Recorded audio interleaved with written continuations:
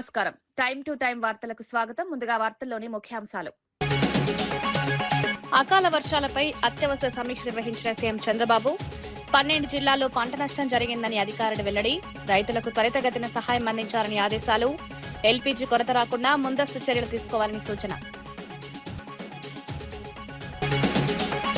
Drugs కేసులో BJP మౌనంపై ప్రశ్నించిన మహేష్ గౌడ్. కీలక అంశంపై స్పందించలేదని బీజేపీపై విమర్శ.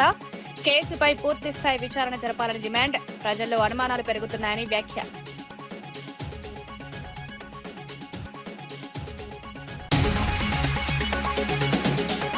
జాబ్ క్యాలెండర్ పై ప్రభుత్వాన్ని ఎద్దేవా చేసిన చంద్రశేఖర్. ఇది జాబ్ క్యాలెండర్ కాదు, జోబ్ క్యాలెండర్ అంటూ విమర్శ. ఉద్యోగాల వివరాలు లేక ప్రజలను మోసం చేస్తున్నారన్న ఆరోపణ. నిరుద్యోగ యువతను మభ్యపెడుతున్నారంటూ తీవ్ర విమర్శలు.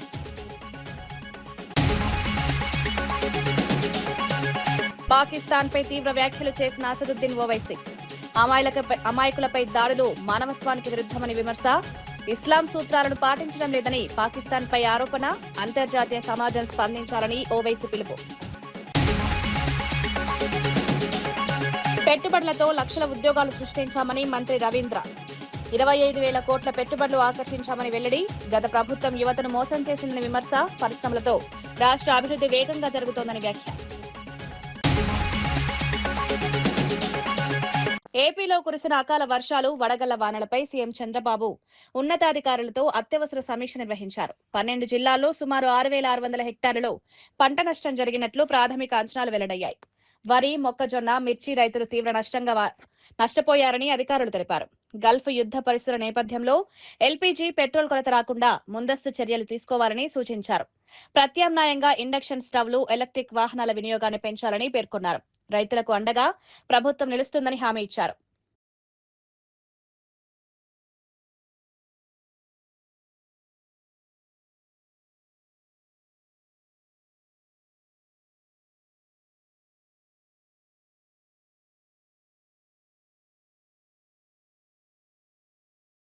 మాజీ మంత్రి కన్నబాబు చంద్రబాబు ప్రభుత్వంపై తీవ్ర విమర్శలు చేశారు. సంపద సృష్టిస్తామని చెప్పిన చంద్రబాబు, లోకేష్, టీడీపీ నేతల దగ్గరే అత్యధిక సంపద కేంద్రీకృతమైందన్నారు. రాష్ట్రంలో అభివృద్ధి కంటే వ్యక్తిగత ప్రయోజనాలకు ప్రాధాన్యమిస్తున్నారని ఆరోపించారు. పాలనలో అన్ని రంగాలను నిర్లక్ష్యం చేశారని విమర్శించారు. ప్రజల సమస్యలను పట్టించుకుని ప్రభుత్వం కొనసాగడం దురదృష్టకరమన్నారు. ప్రజలు నిజాన్ని గుర్తించి తగిన నిర్ణయం తీసుకుంటారని పేర్కొన్నారు. 4 తెలుగుదేశం పార్టీ వారు వస్తున్నారు. అందులో 2 ముఖ్యమంత్రి గారు, వారు తనయుడు. మరొకరు కేంద్ర మంత్రిగా ఉన్న పెమ్మసాని చంద్రశేఖర్ గారు, మరొకరు రాష్ట్ర మంత్రిగా ఉన్న నారాయణ గారు. ఓవరాల్గా దేశంలో టాప్ 10 మినిస్టర్స్, రిచెస్ట్ మినిస్టర్స్లో వీళ్ళ 4 పేర్లు వస్తున్నారు. సంపద సృష్టిస్తాం అని కబుర్లు చెప్పి ఇప్పుడు సంపద ఎవరి దగ్గర ఉందా అనే దాని దగ్గరే జస్ట్ ఒక ఉదాహరణ మేము చెప్పాం. సరే, పండించేవాడికి రేటు రాదు, దిక్కుమొక్కు లేదు, అమ్మేవాడికి అమ్ముకునే స్థితి లేదు, కొనేవాడు కొనే పరిస్థితి లేదు. ఈ రాష్ట్రంలో వంట నూనెల ధరలు అమాంతంగా పెరిగిపోయినాయి. కేజీకి 40 రూపాయలు యావరేజ్ని పెరిగింది. వంట నూనెలు, పామాయిల్, వేరుశనగ నూనె, sunflower oil, rice brown oil, ఏ ఆయిల్ అన్నా తీసుకోండి, ఇంచుమించుగా కేజీకి 40 రూపాయలు యావరేజ్ని పెరిగిపోయిందని ఒక వార్త వచ్చింది. దీనికి యుద్ధానికి లింకులు పెడుతున్నారు. అసలు యుద్ధానికి ఈ వంట నూనెలకి సంబంధం ఉందా? ఇరాన్, ఇజ్రాయెల్, అమెరికా యుద్ధానికి ఈ గల్ఫ్లో జరుగుతున్న పరిణామాలకి అక్కడెక్కడి నుంచన్నా మనకి దిగుమతి అవుతుందా ఆయిల్, తినే ఆయిల్? పోనీ ఏదో ఆ క్రూడ్ ఆయిల్ సంక్షోభం వస్తుంది, గ్యాస్ సంక్షోభం వస్తుందంటే ఓకే, ఆ దేశాలని ద్వారా సప్లై రావాలి కాబట్టి కష్టాల్లో ఉన్నాం, ఆ యుద్ధం ఎఫెక్ట్ మనకే వస్తుందేమో అని అనుకోవచ్చు. మరి వంట నూనెల ధరలు ఎందుకు పెరిగినాయి అనేది ప్రభుత్వానికి చీమగుట్టినట్టనే ఉందా? 40 రూపాయలు 15 రోజుల్లో పెరిగిపోతే ఒక పక్క పండగలు, ఉగాది, రంజాన్ లాంటి పండుగలు, ఇంకో పక్క శ్రీరామనవమి, ఇది దాటితే పెళ్లిళ్ళ సీజను. మరి మీరు వినియోగదారులను కూడా గాలికి వదిలేసినట్టే కదా. రైతుల్ని గాలికి వదిలేశారు, వినియోగదారులను గాలికి వదిలేశారు. ఈ రాష్ట్రంలో మీరు గాలికి వదిలేని రంగం ఏదుందో చెప్పండి. జాబ్ క్యాలెండర్ పేరుతో ప్రభుత్వం ప్రజలను మోసం చేస్తోందని ఎమ్మెల్యే తాటిపర్తి చంద్రశేఖర్ విమర్శించారు. ఇది జాబ్ క్యాలెండర్ కాదు, జోక్ క్యాలెండర్ అని ఎద్దేవా చేశారు. తేదీలు ఉన్న ఉద్యోగాల వివరాలు ఇవ్వలేదని, 2 నెలల్లోనే 1,72,000 ఉద్యోగాలు కోల్పోయాయని ఆరోపించారు. 20 లక్షల ఉద్యోగాల హామీ ఇచ్చినప్పుడు ఇప్పుడు కేవలం 10,000 ఉద్యోగాలు ఇస్తామని చెప్పడం ప్రజలను మోసం చేయడమేనన్నారు. ప్రభుత్వంపై నమ్మకం కోల్పోతున్నారని వ్యాఖ్యానించారు. చేసినటువంటి ఈ కూటమి ప్రభుత్వం లేదా లోకేష్ గారు ఈ లోకేష్ గారి మాటలను కానీ మనం ఒక్కసారి గతంలో కానీ చూసినట్లయితే 20 లక్షల ఉద్యోగాలు అన్నాడు. నిజమే కదా, 20 లక్షల ఉద్యోగాలు అన్నాడు. మరి ఖచ్చితంగా ఇస్తాడేమో ఈ ఉగాదికి. 2 ఉగాదీలు డుమ్మా కొట్టాడు, ఈ ఉగాది కన్నా ఇస్తాడేమో చూద్దామని నిరుద్యోగులు ఎదురు చూశారు. వాళ్ళ ఆశల మీద, వారి కన్నీళ్ల మీద నీళ్లు జల్లుతూ లోకేష్ గారు ముక్కుతూ మూలుగుతూ 10,060 ఉద్యోగాలను ప్రకటించాడయ్యా. మరి 20 లక్షల ఉద్యోగాలు చెప్పినటువంటి లోకేష్ గారికి 3వ ఉగాదికి 10,000 ఉద్యోగాలు ఇస్తే ఇంక మిగిలిన్నది మీకు 2 ఉగాదులే. మామూలుగా అయితే మీరు వచ్చిన మొట్టమొదటి సంవత్సరమే జాబ్స్ ఇస్తాము, 20 లక్షల ఉద్యోగాలంటే సంవత్సరానికి 5 లక్షల ఉద్యోగాలు లేదా కనీసం 4 లక్షల ఉద్యోగాలు ఇస్తే తప్ప ఇచ్చేటటువంటి పరిస్థితి ఉండదు అని ప్రజలందరూ ఎదురు చూశారు. మరి లాస్ట్కి వచ్చేటప్పటికి 10,000 ఉద్యోగాలు ఇస్తే మీరే కదా గతంలో చెప్పారు, చాలా ఉద్యోగాలు ఖాళీలు ఉన్నాయి, మేము వస్తే ఖచ్చితంగా భర్తీ చేస్తాం, ఈ వైఎస్ఆర్ కాంగ్రెస్ పార్టీ ప్రభుత్వం వాళ్ళని విస్మరిస్తుందని మా ప్రభుత్వంలో మీరే కదా బాబు గారు, లోకేష్ గారు, పవన్ బాబు గారు వ్యాఖ్యలు చేశారు. గ్రూప్ 1, 2లో దాదాపు 2,000 ఉద్యోగాలు ఖాళీ ఉన్నాయని, ఇంజనీరింగ్ విభాగంలో 20,000 ఉద్యోగాలు ఖాళీ ఉన్నాయని, టీచర్ విభాగంలో టీచర్స్ 25,000 ఉద్యోగాలు ఖాళీ ఉన్నాయని ఆ రోజు చెప్పారు కదా. అంతన్నాడు ఇంతన్నాడు లోకేష్ బాబు గారు, ఎంతో చేస్తాడనుకుంటే మూలనున్న ముంతన్నాడు అన్నట్టుగా ఉంది ఇతని వ్యవహారం. వాస్తవాలకి ఏ మాత్రం పొంతన పోలిక లేనటువంటి విధంగా ఇతని వ్యవహారం సాగుతూ ఉంది. ఆ రోజు నారావారు ఈ రోజు నీరో వారయ్యారు. నీరో చక్రవర్తి ఏ విధంగా ఫిడేలు వాయించుకున్నాడో ఈ రోజు రాష్ట్రంలో నిరుద్యోగుల పరిస్థితి అధ్వాన్నంగా ఉంటుంటే ఈ పెద్ద మనిషి కూడా పిడేలు వాయించుకుంటా ఉన్నాడు. నందమూరి లక్ష్మీపార్వతి గారు కూడా ఈ 10వ తరగతి ఈ మహానుభావుడు ఎంత పాస్ అయ్యాడో కూడా చెప్పింది. నారాయణ గారు పడ్డ బాధలు అంతా ఇంత కాదు ఈయన్ని పాస్ చేయడానికి. స్టాండర్డ్ యూనివర్సిటీల్లో చదివానని చెప్పుకుంటాడు, ఎప్పుడు స్టాండర్డ్ యూనివర్సిటీ ఫ్రెండ్స్ ఫోటోలు బయటికి రావు. ఆ పూల్లో ఉన్నటువంటి అమ్మాయిలు తప్ప యూనివర్సిటీలో ఉన్న అబ్బాయిలో అమ్మాయిలో ఎప్పుడు కనపడలా. అనేక అనుమానాలు ఉన్నాయి ఈయన చదువు మీద. అందుకే ఈయన చదువుకున్న వ్యక్తి కాదు, చదువుకున్న వ్యక్తి. ఈయన వర్క్ ఫ్రమ్ హోమ్ అంటుంటాడు ఈ మధ్యకాలంలో. ఎందుకంటాడు తెలుసా? ఎగ్జామ్ ఫ్రమ్ హోమ్ కాబట్టి, ఎగ్జామ్ ఫ్రమ్ హాల్ కాదు కదా. ఏమీ అర్హత లేకపోయినా లోకేష్ గారు మంత్రి అయ్యారు, ఏ పోరాటాలు చేయకపోయినా పవన్ కళ్యాణ్ గారు డిప్యూటీ ముఖ్యమంత్రి అయ్యాడు. ఏ మాత్రం రాష్ట్రంలో పోలీస్ వ్యవస్థ దిగజారిపోయిందని వైఎస్ఆర్సీపీ లీగల్ సెల్ అధ్యక్షుడు మనోహర్ రెడ్డి విమర్శించారు. సామాజిక మాధ్యమాల్లో వ్యంగ్య వీడియో చేసిన వ్యక్తిపై అక్రమ కేసులు నమోదు చేశారని ఆరోపించారు. సుప్రీంకోర్టు తీర్పులను కూడా పోలీసులు పట్టించుకోవడం లేదని మండిపడ్డారు. ప్రజాస్వామ్య విలువలు ప్రమాదంలో ఉన్నాయని హెచ్చరించారు. బాధ్యతాయుతంగా వ్యవహరించాల్సిన పోలీస్ శాఖపై ప్రజల నమ్మకం తగ్గుతోందని తెలిపారు. పచ్చ మీడియా ఎలివేషన్ ని ఎత్తిపొడుస్తూ వ్యంగ్యంగా ఒక వీడియో తీస్తే దాంతో అక్రమ కేసు పెట్టారు. ఎగ్జాక్ట్లీ ఇవే. బాలాజీ కంటే బాబూజీ గొప్పవాడు కాదా, శివయ్య రూపంలో చంద్రయ్య. ఈ మాటల్లో ఎక్కడన్నా తప్పు ఉందా? అది కూడా నేను అనడం లేదు, పచ్చ డబ్బా వాళ్ళు. ఎందుకంటే ఈ కార్యక్రమం అయిపోయిన తర్వాత TV5 తర్వాత మిగతా టీవీల్లో అన్నిట్లో కూడా టీవీ డిబేట్లు పెట్టి చంద్రబాబు గారిని ఒకటే పొగడ్డు అనమాట. ఈ కేసు ద్వారా హరించడమే. ఇటీవల సుప్రీంకోర్టు తీర్పులు గాని బిఎన్ఎస్ఎస్ సెక్షన్లు కానీ స్పష్టంగా ఏం చెప్తున్నాయంటే, మీరు 7 సంవత్సరాల లోపుపడే శిక్షల పట్ల, నేరాల పట్ల సెక్షన్స్ నమోదు చేసేటప్పుడు చాలా జాగ్రత్తగా 15 రోజుల లోపల దర్యాప్తు చేసి, ప్రాథమికంగా దర్యాప్తు చేసి తర్వాతనే ఏదైనా చర్యలు తీసుకోండి, తర్వాత కేసు నమోదు చేయండి అని సుప్రీంకోర్టు ఇటీవల కాలంలో స్పష్టంగా తీర్పునిచ్చినప్పటికీ దాన్ని రాష్ట్రంలో పోలీసులు పట్టించుకోవట్లేదు. అక్కడ విచారణ పేరుతో అతన్ని ఉంచుకోవడం, ఆ నైట్ అంతా తిరిగి రాకపోతే వాళ్ళ భార్య హెబియస్ కార్పస్ పిటిషన్ హైకోర్టులో వేయడం, ఆ రాత్రి అంతా అతన్ని వేధించారని చెప్పి అతను చెప్పాడని వాళ్ళ భార్య చెప్తే, అసలు వీళ్ళు ఇట్లాంటి దానిలో సోషల్ మీడియా కేసుల్లో అతను చెప్తుంటే ఆశ్చర్యం అవుతుంది. 2 కాళ్ళు విడదీసి 3 కానిస్టేబుల్స్ కాళ్ళపైన తొక్కి హింసించి మళ్ళీ వాళ్ళే పోలీసు వాళ్ళు టాబ్లెట్లు ఇచ్చారట. జుట్టు పట్టుకొని పైకి లేపి సరిగా నిలబడి అనడం, తనడం, ఇట్లా 3rd డిగ్రీ మెథడ్స్ ఉపయోగించారు. దాన్ని ఒక వీడియో చేసి దాన్ని తెలుగుదేశం నాయకులకు కూడా చూపించారని అతను చెప్తా ఉన్నాడు. ఈ హెబియస్ కార్పస్ విత్డ్రా చేసుకోమని చెప్పి ఆ పోలీస్ స్టేషన్ నుంచినే, కేవీ రెడ్డి ఫోన్ నెంబర్ నుంచినే వాళ్ళ భార్యకు వీడియో కాల్ చేపిస్తారు. అక్కడికి వెళ్ళిన మా అడ్వకేట్లతో మాకు ఫోన్లు చేయించి విత్డ్రా చేసుకోమని చెప్పి చెప్తారు, రిలీజ్ చేస్తామని. లేదు 24 అవర్స్ కంటే ఎక్కువ మీరు ఇల్లీగల్ డిటెన్షన్లో పెట్టుకున్నారు. 3rd డిగ్రీ మెథడ్స్ మీరు ఉపయోగించారు. కాబట్టి అదే కోర్టుకు విన్నవిస్తే పోలీసులను కౌంటర్ వేయమని చెప్పి హేబియస్ కార్పస్ పిటిషన్ పెండింగ్ పెట్టి 2 వారాలు తరకు వాయిదా వేసింది. ఈ కేసులో ఎలాంటి దర్యాప్తు ముందుకు సాగడానికి వీల్లేదు, మీరు దర్యాప్తు నిలిపివేయండి అని చెప్పిన తర్వాత కూడా పోలీసు వాళ్ళు దీన్ని వినలే. అదే పనిగా కక్షతో నిన్న అతనికి మెసేజ్లు పంపుతారు. నేను 2 సార్లు స్పీడ్ పోస్ట్ పంపించారు, 18వ తేదీ అటెండ్ కమ్మని చెప్పి. తర్వాత ఇది ఆయన వాట్సాప్ పంపించిన మెసేజ్. అంటే ఒక సోషల్ మీడియా కేసుల్లో ఆ అబ్బాయి వాళ్ళ భార్యది, తర్వాత వాళ్ళ అమ్మది, వాళ్ళ నాన్నది అన్ని బ్యాంక్ అకౌంట్. హైదరాబాద్ లో జరిగిన సభలో ఏఐఎంఐఎం అధినేత అసదుద్దీన్ ఓవైసీ పాకిస్తాన్ పై తీవ్ర స్థాయిలో మండిపడ్డారు. ఆఫ్ఘనిస్తాన్ పై బాంబు దాడులు చేసి అమాయకులకు చంపడం దారుణమని ఖండించారు. పాకిస్తాన్ ఇజ్రాయెల్ కు తమ్ముళ్లాంటిదని వ్యాఖ్యానించారు. ఈ 2 దేశాలు తమ పొరుగువారిని శాంతిగా ఉండనివ్వమన్నారు. ఇస్లాం ప్రాథమిక సూత్రాలను పాకిస్తాన్ పాటించడం లేదని విమర్శించారు. అమాయకుల ప్రాణాలు తీసే చర్యలు మానవత్వానికి విరుద్ధమన్నారు. गुजरात में 69% लिटरेसी रेट है खवातीन का, तो लक्षद्वीप में 87% है. और फिर गुजरात में 65% खवातीन के जिस्मों में खून नहीं है, एनीमिक है, खून नहीं है, एनीमिक है. मगर हम यूसीसी लाए हैं बिल लाए हैं.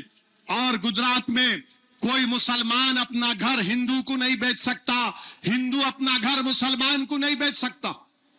डिस्टर्ब एरियाज एक्ट है. अहमदाबाद का 40% हिस्सा, यानी अगर मैं कहूं तो अगर सिकंदराबाद का 40% हिस्सा कोई किसी को नहीं बेच सकते, कलेक्टर से परमिशन लेके बेचना वो यूसीसी हो गया. और फिर इलाहाबाद हाई कोर्ट ने उत्तर प्रदेश में मुसलमान अपनी जायदाद में नमाज पढ़ रहे, नमाज पढ़ने से रोक दिया गया. तो हाई कोर्ट ने एक सवाल किया उत्तर प्रदेश के योगी हुकूमत से, क्या आप हिंदुओं को रोक सकेंगे किसी के जाती घर में इबादत करने से? क्यों मुसलमानों को आप रोक रहे हैं? ये हाई कोर्ट ने पूछा उनसे. मेरे भाई, ये हमारे देश का हाल हो चुका है. हर जगह पर कहीं न कहीं पर कुछ ना कुछ तमाशे हो रहे हैं. और अफसोस के साथ कहना पड़ता है, ये हमारा पड़ोसी पाकिस्तान भी इजराइल का छोटा भाई है. ये दोनों ऐसे मुमालिक हैं जो उनके पड़ोसियों को सुकून से कभी रहने नहीं देंगे. बमबारी पाकिस्तान अफगानिस्तान में किया और 400 लोगों को मार दिए, 400 लोगों को. ये पाकिस्तान बड़ा दावा करता है, नहीं इस्लाम, अरे कहे का इस्लाम. సిద్దిపేట జిల్లా నర్మేటలో నిర్వహించిన రైతు మహోత్సవంలో పీఎస్సీఎస్ చైర్మన్ కాకిరాల హరిప్రసాద్ పాల్గొన్నారు. ఈ సందర్భంగా ఆయిల్ ఫామ్ సాగుపై రైతులకు అవగాహన పెంచాల్సిన అవసరం ఉందని సూచించారు. ఆయిల్ ఫామ్ సాగు ద్వారా రైతులకు స్థిరమైన ఆదాయం లభిస్తుందన్నారు. రైతు చేతిలో డబ్బుంటే గ్రామీణ ఆర్థిక వ్యవస్థ బలపడుతుందని పేర్కొన్నారు. రైతులను ప్రోత్సహించే చర్యలు కొనసాగించాలని ప్రభుత్వాన్ని కోరారు. గ్రామాల్లో రైతులకు అవేర్నెస్ వచ్చే విధంగా ప్రతి గ్రామంలో ఒక మీటింగ్ పెట్టి రైతులకు ప్రోగ్రాం చేసి ఈ రోజు రైతులకు అవేర్నెస్ తీసుకురావాల్సిందిగా కోరుతా ఉన్నాం. ఈ రోజు రైతులలో అవేర్నెస్ వస్తే రాబోయే రోజుల్లో మీరు ఎలాంటి ఇటువంటి సబ్సిడీ ఇవ్వడం, రైతు బంధు ఇవ్వడం, ఏ రూపాయి చెప్పకపోయినా రైతే రాదు. అవసరమైతే ఒక్క మీ ప్రభుత్వానికి డబ్బు ఇవ్వడానికి రైతు సిద్ధంగా ఉంటామని చెప్తా ఉన్నాం. ఎందుకంటే అటువంటి పరిస్థితి రైతు ధనాగుణం. రైతు దగ్గర డబ్బు ఉంటే వ్యాపారస్తులు బాగుపడతారు, విద్యా వ్యవస్థలు బాగుపడతాయి, షాపుల వాళ్ళు బాగుపడతారు. ప్రతి వాడు రైతు దగ్గర 100 రూపాయలు ఉంటే బాగుపడేవాడు ప్రతి వాడు సమాజంలో బాగుపడతారు. కాబట్టి రైతులు మీరు రాజు చేయాలి. పూడూరు మండలం రాకంచర్లలో శ్రీ యోగానంద లక్ష్మీ నరసింహస్వామి ఆలయంలో ధర్మకర్తల ప్రమాణ స్వీకార కార్యక్రమం జరిగింది. ఈ కార్యక్రమానికి ఎమ్మెల్యే రామ్మోహన్ రెడ్డి ముఖ్య అతిథిగా హాజరయ్యారు. స్వామివారిని దర్శించుకుని ప్రత్యేక పూజలు నిర్వహించారు. ఆలయ అభివృద్ధికి అన్ని విధాలుగా సహకరిస్తారని హామీ ఇచ్చారు. భక్తి వాతావరణంలో కార్యక్రమం ఘనంగా జరిగింది. ఆలయ అభివృద్ధి పనులకు ప్రజల సహకారం అవసరమని ఎమ్మెల్యే పేర్కొన్నారు.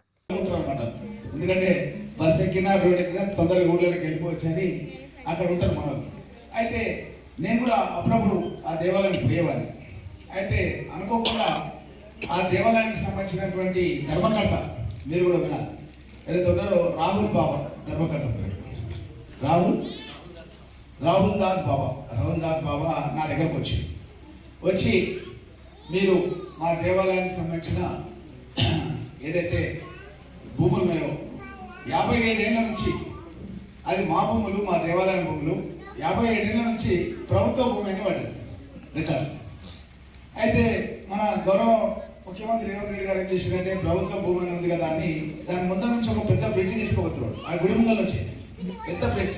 గ్యాస్ కొరతపై ప్రజలు ఆందోళన చెందాల్సిన అవసరం లేదని మంత్రి నాదెండ్ల మనోహర్ తెలిపారు. సరఫరా కోసం ప్రత్యామ్నాయ ఏర్పాట్లు సిద్ధంగా ఉన్నాయన్నారు. ఈ నెల 26న విశాఖకు గ్యాస్ నౌక రానుందని వెల్లడించారు. ప్రజలు పానిక్ అవ్వకుండా అవసరమైన సమాచారం అందిస్తామన్నారు. సరఫరా వ్యవస్థను బలోపేతం చేసి నిరంతర సరఫరా కొనసాగించేలా చర్యలు తీసుకుంటామని పేర్కొన్నారు. రోజుల్లో నిన్న ఖతార్లో జరిగిన దాడి చూస్తే మనకి స్పష్టంగా అర్థమయ్యేది ఏంటంటే రాబోయే రోజుల్లో ఆయిల్ విషయంలో, ఎల్పిజి విషయంలో, సిఎన్జి విషయంలో ఖచ్చితంగా ప్రజలు కొంత సాక్రిఫైస్ అనేది సిద్ధం అవ్వాలి అనేది మనం ప్రిపేర్డ్గా ఉండాలి. సాక్రిఫైజే కాదు, ఆల్టర్నేటివ్ ఫ్యూల్స్ ఏంటనేది కూడా మనం చూసుకోవాలి.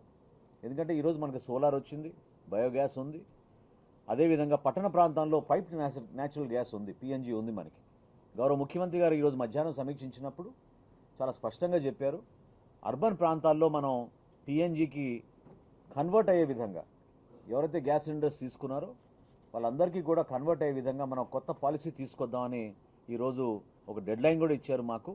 సోమవారం సాయంత్రానికల్లా ఎవరైతే అర్హత ఉన్న వాళ్ళ లబ్ధిదారులు, ఎవరైతే ప్రస్తుతం వినియోగదారులు ఉపయోగించుకుంటున్నారో వాళ్ళందరికీ కూడా కన్వర్షన్ కోసం, పైప్ న్యాచురల్ గ్యాస్ కన్వర్షన్ కోసం రాష్ట్ర వ్యాప్తంగా కొత్తగా దాదాపు 2,60,000 మంది వినియోగించుకునేటట్టు ఒక సమగ్రమైన నివేదిక సిద్ధం చేయమని ఆయన ఆదేశించడం జరిగింది. అది సోమవారం సాయంత్రానికల్లా మేము సిద్ధం చేసి రాష్ట్ర ప్రజలకి ఒక కొత్త పాలసీ పిఎన్జి సరఫరా ద్వారా అర్బన్ ప్రాంతాల్లో ప్రజలకు అందుబాటులో తీసుకొస్తాం. అదేవిధంగా నాన్ డొమెస్టిక్ అంటే కమర్షియల్ యూసేజ్ కోసం ఇస్తున్న సిలిండర్లో మీ అందరికీ తెలుసు, అనేక మంది హోటల్ ప్రతినిధులు, రెస్టారెంట్ ప్రతినిధులు, క్షేత్రస్థాయిలో ఉన్న ఫుడ్ కోర్ట్స్, అదేవిధంగా హాస్పిటల్స్, ప్రత్యేకంగా ఎడ్యుకేషనల్ ఇన్స్టిట్యూషన్స్, ఎందుకంటే ఇప్పుడు ఎగ్జామ్స్ జరిగే సమయం, చాలామంది ఆందోళన చెందుతున్నారు హాస్టల్స్లో ఉన్న మన బిడ్డలు, వాళ్ళందరికీ కూడా. సో జిల్లా జాయింట్ కలెక్టర్లకి, అదేవిధంగా మా డిస్ట్రిక్ట్ సివిల్ సప్లైస్ ఆఫీసర్స్కి ఒక స్టాండర్డ్ ఆపరేటింగ్ ప్రొసీజర్ ఒకటి ఏర్పాటు చేసి ప్రోటోకాల్ విధానంలో ఖచ్చితంగా 60% వరకు మనకున్న ఆ 20%లో 60% వరకు ముందు మనం ఏదైతే ఈ విద్యా సంస్థలు ఉన్నాయో, హాస్టల్స్ ఉన్నాయో వాళ్ళకి ప్రయారిటీ ఇచ్చి సరఫరా చేయమని చెప్పడం జరిగింది. దాని తర్వాత హాస్పిటల్స్కి ఇస్తాం. హాస్పిటల్స్తో పాటు అన్నా క్యాంటీన్లు కానివ్వండి, లేదా వివిధ ప్రాంతాల్లో ఉన్న చిన్న చిన్న రెస్టారెంట్స్కి కూడా మనం ఆదుకోమని చెప్పడం జరిగింది. హోటల్స్ అండ్ రెస్టారెంట్స్ తోటి మీటింగ్ జరిపి జిల్లా జాయింట్ కలెక్టర్లు వాళ్ళకి ప్రత్యేకంగా ఇన్స్ట్రక్షన్స్ ఇవ్వడం జరిగింది. ఎక్కడ కూడా ఇబ్బంది పడకుండా ఉన్నంత వరకు అడ్జస్ట్ చేసి వాళ్ళందరికీ కూడా సప్లై సిస్టంలో రాష్ట్రంలో 20 లక్షల ఉద్యోగాల కల్పన దిశగా సీఎం చంద్రబాబు, మంత్రి లోకేష్ కృషి చేస్తున్నారని మంత్రి నారాయణ తెలిపారు. కొత్తగా 10,060 పోస్టులతో జాబ్ క్యాలెండర్ విడుదల చేశామన్నారు. నెల్లూరు షుగర్ ఫ్యాక్టరీ స్థానంలో కొత్త పరిశ్రమలు రాబోతున్నాయని వెల్లడించారు. ఎంఎస్ఎంఈ క్లస్టర్ ఏర్పాటుతో స్థానిక యువతకు ఉపాధి అవకాశాలు పెరుగుతాయని పేర్కొన్నారు. పరిశ్రమల అభివృద్ధి ద్వారా రాష్ట్ర ఆర్థిక వ్యవస్థ బలోపేతమవుతుందన్నారు. యువతకు స్థిరమైన ఉపాధి కల్పించడమే లక్ష్యమన్నారు. షుగర్ ఫ్యాక్టరీ దాన్ని ఇండస్ట్రీ డిపార్ట్మెంట్ వాళ్ళు టేక్ ఓవర్ చేసి అక్కడ ఒక మంచి ఇండస్ట్రీస్ వచ్చేటట్టుగా ఇటు అర్బన్కి కానీ సిటీకి కానీ అటు కోవూరుకి కానీ రెండింటికి అక్కడ ఉండే వాళ్ళకి ఉద్యోగ కల్పన వచ్చేట్టుగా చేయడానికి గవర్నర్ ముఖ్యమంత్రి గారు యాక్సెప్ట్ చేశారు. దాని మీద కలెక్టర్ గారు, కోవూరు ఎమ్మెల్యే గారు, నేను ఆ యొక్క సొసైటీ వాళ్ళతోనూ మాట్లాడుతున్నాం. కలెక్టర్ గారు అనేక దఫాలు మాట్లాడారు, ఆ రైతు సోదరులతో మాట్లాడారు. వాళ్ళకి గతంలో పే చేయాల్సినవి ఏదైతే ఉన్నాయో వాటిని పే చేసేది కూడా ప్రభుత్వం యాక్సెప్ట్ చేసింది. ఈ విధంగా ఉద్యోగ కల్పనే ధ్యేయంగా ఈరోజు ముందుకు పోతున్నారు. జాబ్ క్యాలెండర్ నిన్న 10,060 మందికి యాక్చువల్గా రిలీజ్ చేశారు. ఆంధ్రప్రదేశ్ లో 25,000 కోట్ల పెట్టుబడులు ఆకర్షించి 6.28 లక్షల ఉద్యోగాలు సృష్టించామని మంత్రి కొల్లు రవీంద్ర తెలిపారు. జాబ్ క్యాలెండర్ విడుదలను స్వాగతిస్తూ ప్రభుత్వం ఉపాధి కల్పనలో ముందంజలో ఉందన్నారు. గతంలో జగన్ ప్రభుత్వం ఉద్యోగాల విషయంలో యువతను మోసం చేసిందని విమర్శించారు. ప్రస్తుతం పరిశ్రమలు, పెట్టుబడుల ద్వారా రాష్ట్ర అభివృద్ధి వేగంగా సాగుతోందన్నారు. యువతకు అవకాశాలు పెరుగుతాయని తెలిపారు. ఇంకా ఇన్వెస్ట్మెంట్స్ కూడా ఇవాళ పెద్ద ఎత్తున వస్తున్నాయి. గత ప్రభుత్వంలో చూసాం, జగన్మోహన్ రెడ్డి ప్రతి సంవత్సరం జాబ్ క్యాలెండర్ అన్నాడు. ఒక్కళ్ళకు కూడా ఉద్యోగాలు ఇచ్చినటువంటి పరిస్థితి లేదు.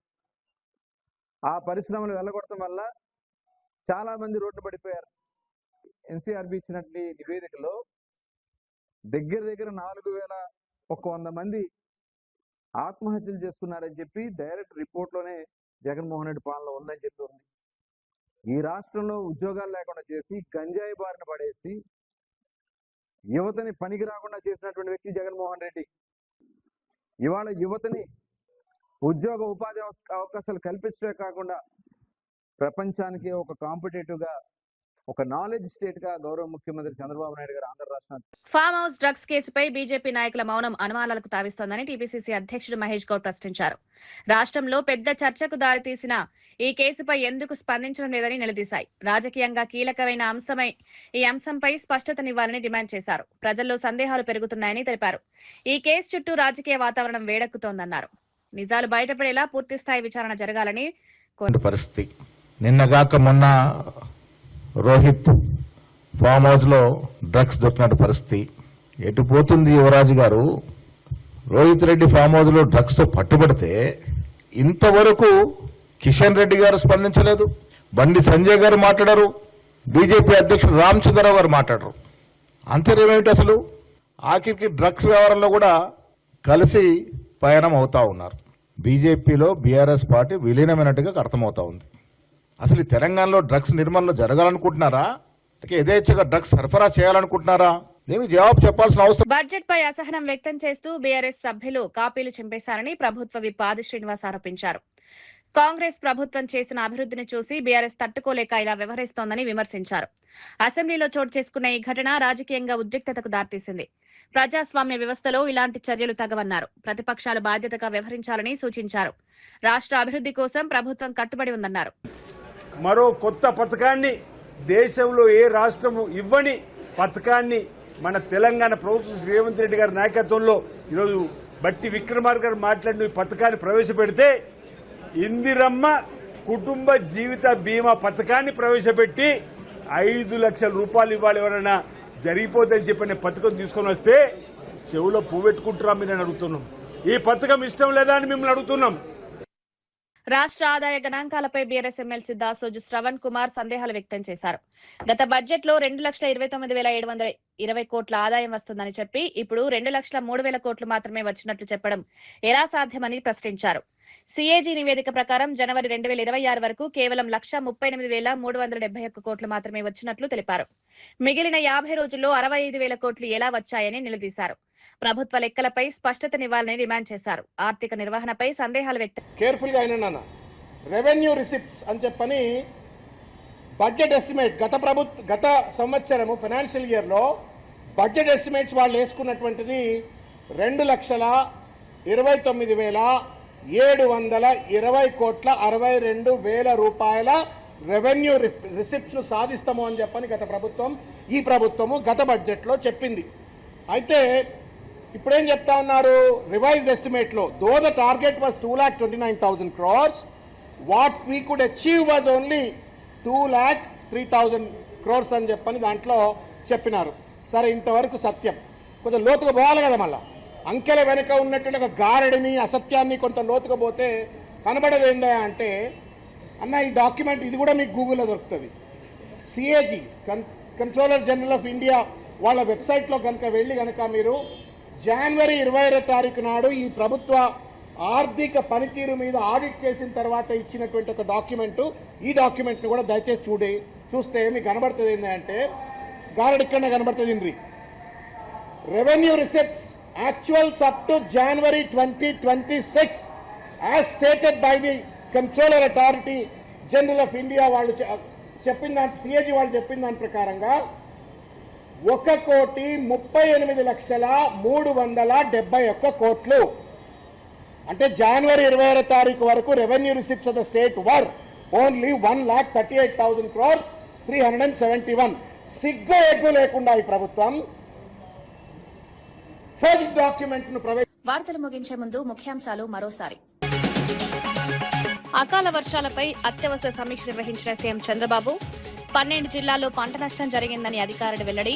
రైతులకు త్వరితగతిన సహాయం అందించాలని ఆదేశాలు. ఎల్పీజీ కొరత రాకుండా ముందస్తు చర్యలు తీసుకోవాలని సూచన. డ్రగ్స్ కేసులో బీజేపీ మౌనంపై ప్రశ్నించిన మహేష్ గౌడ్ కీలక అంశంపై స్పందించలేదని బీజేపీపై విమర్శ. కేసుపై పూర్తిస్థాయి విచారణ జరపాలని డిమాండ్. ప్రజల్లో అనుమానాలు పెరుగుతున్నాయని వ్యాఖ్య.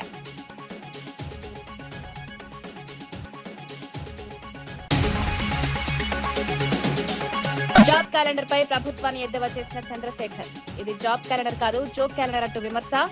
ఉద్యోగాల వివరాలు లేక ప్రజలను మోసం చేస్తున్నారన్న ఆరోపణ. నిరుద్యోగ యువతను మభ్యపెడుతున్నారంటూ తీవ్ర విమర్శలు.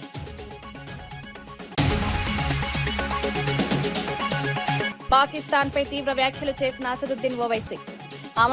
అమాయకులపై దాడులు మానవత్వానికి విరుద్ధమని విమర్శ. ఇస్లాం సూత్రాలను పాటించడం లేదని పాకిస్తాన్పై ఆరోపణ. అంతర్జాతీయ సమాజం స్పందించాలని ఓవైసీ పిలుపు. పెట్టుబడులతో లక్షల ఉద్యోగాలు సృష్టించామని మంత్రి రవీంద్ర. 25,000 కోట్ల పెట్టుబడులు ఆకర్షించామని వెల్లడి. గత ప్రభుత్వం యువతను మోసం చేసిందని విమర్శ. పరిశ్రమలతో రాష్ట్ర అభివృద్ధి వేగంగా జరుగుతోందని వ్యాఖ్య. ఇవి ఈనాటి వార్తా విశేషాలు. మరో బులెటిన్లో మళ్ళీ కలుద్దాం. నమస్కారం.